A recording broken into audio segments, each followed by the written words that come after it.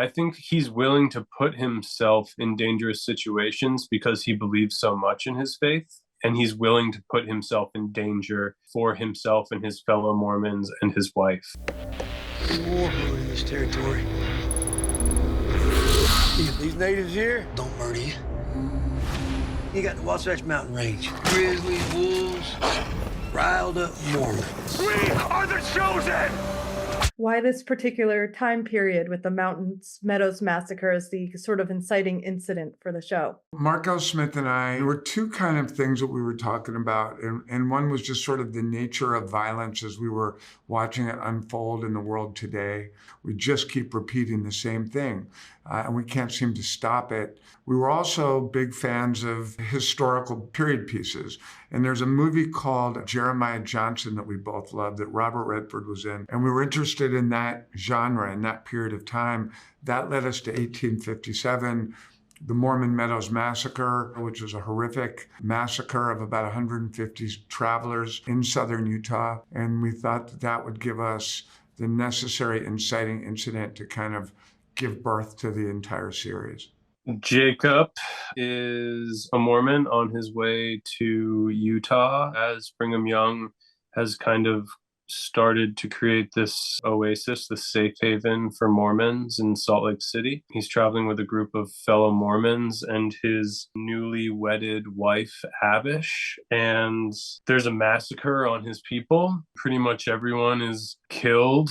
Jacob is partially scalped, survives, and for the rest of the series goes on this journey to avenge this massacre on his people, to try to find his wife that he's convinced is alive.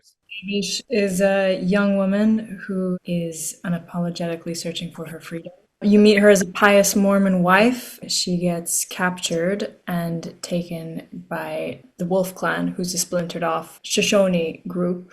And she basically gets given a new lease on life.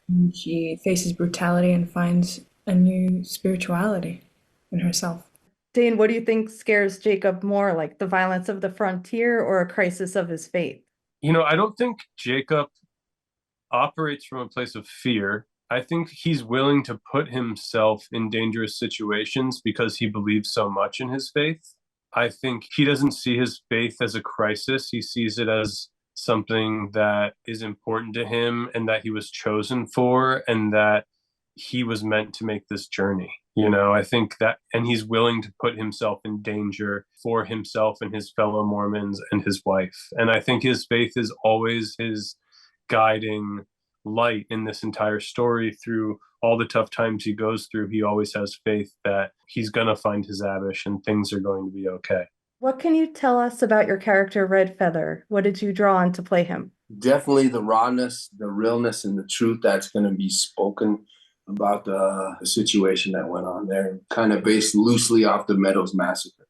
What was life like for the tribes in this time period? And can you talk a little bit about showing different tribes and not a monolith of indigenous cultures? All tribes, we were surviving. Really trying to come to terms with, this colonization and this life that's coming in and being forced on us and where we fit. Where are we going to fit in that? I was able to go in those different nations that are involved in the story, the Southern Paiute, Ute, and Shoshone, and bring in their historians that could really look at set and look at prop and all the different things and costume. Once you start engaging Native nations into helping to tell and give feedback on their own histories, that is when you really find a richness of the culture that adds to the information and the accuracy that I'm providing to the director to build his story. Will cleanse and purify the world. American Primeval is breathtaking. It shows our brave and strong spirit. Let me tell you, the God's gonna strike you down.